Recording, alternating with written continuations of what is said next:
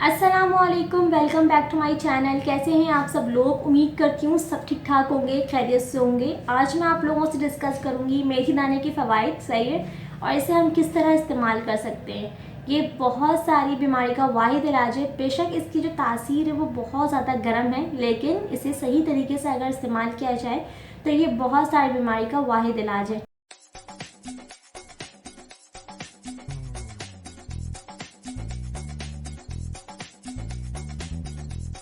बिस्मिल्लाहिर्रहमानिर्रहीम। सबसे पहले मेथी दाना जो है वो आपके ब्लड से कोलेस्ट्रॉल को कम करता है। जो लोग कोलेस्ट्रॉल के पेशेंट्स हैं वो लाजमी इस मेथी दाना का इस्तेमाल करें, इंशाल्लाह बहुत ज़्यादा फ़ायदा होगा। ये बहुत ज़्यादा मुफीद है डायबिटीज़ पेशेंट के लिए, सही है, क्योंकि ये ब्लड से शुगर को कम करता है। इसलिए जो भी डायबिटिक पेशेंट हैं जो अपनी मेडिसिन से, इंसुलिन से अपना इलाज कर करके थक गए, वो एक दफ़ा लाजमी इसको ट्राई कीजिए, इंशाल्लाह अज़ीम बहुत ज़्यादा फ़ायदा होगा डायबिटिक पेशेंट वालों को भी। पीसीओएस को ट्रीट करने में भी बहुत हेल्प करता है। ठीक है, किस तरह ये हेल्प करता है कि ये आपके वेट को जो है ये कंट्रोल करता है, रिड्यूस करता है, सही है, आपके एपेटाइट को कंट्रोल करता है, आपके स्टमक को ये फुल फील करवाता है। ठीक है, इससे ये होगा कि आपको ज़्यादा भूख नहीं लगेगी और इस तरह जो है आप अपने वेट को कंट्रोल कर सकते हैं। इसलिए इसे पीसीओएस में भी रिकमेंड किया जाता है कि आप इसका इस्तेमाल करें। इससे जो है आपकी स्किन जो है वो बहुत ज़्यादा नरिश होती है, सही है, एक्नी को ट्रीट करता है। ये जो आपके हेयर लॉस हो रहे हैं इसको ठीक करेगा ये,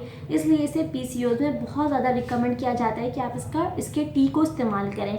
वो मदर्स जो फीड करवाती हैं तो वो भी इसका इस्तेमाल ज़्यादा से ज़्यादा करें, क्योंकि ये जो है वो मिल्क को फ्लो करने में बहुत ज़्यादा ये हेल्प करता है, मिल्क फ्लो को जो है ये प्रोमोट करता है।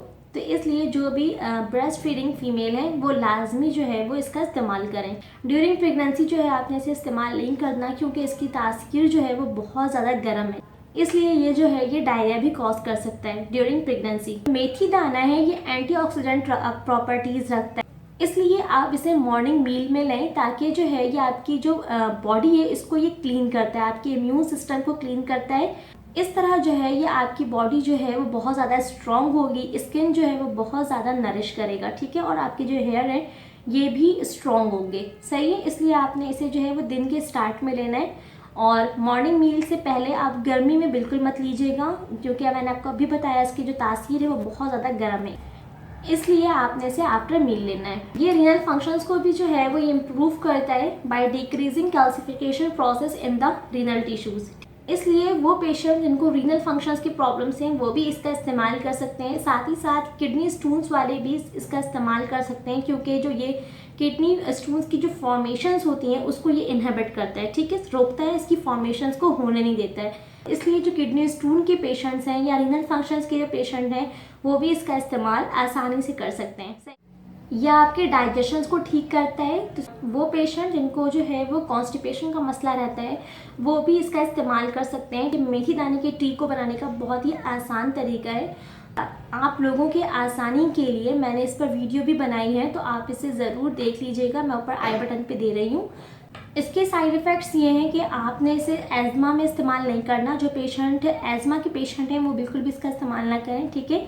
जिन पेशेंट को डायरिया की शिकायत रहती है वो भी इसका इस्तेमाल नहीं करें। जिन पेशेंट को गैस की प्रॉब्लम रहती है, फ्लक्चुएशंस की प्रॉब्लम रहती है, वो इसका इस्तेमाल नहीं करें बिल्कुल भी। साथ ही साथ वो पेशेंट्स जिनको जो है वो जिनका जो बीपी है वो हर वक्त लो रहता है वो भी इसका इस्तेमाल नहीं करें।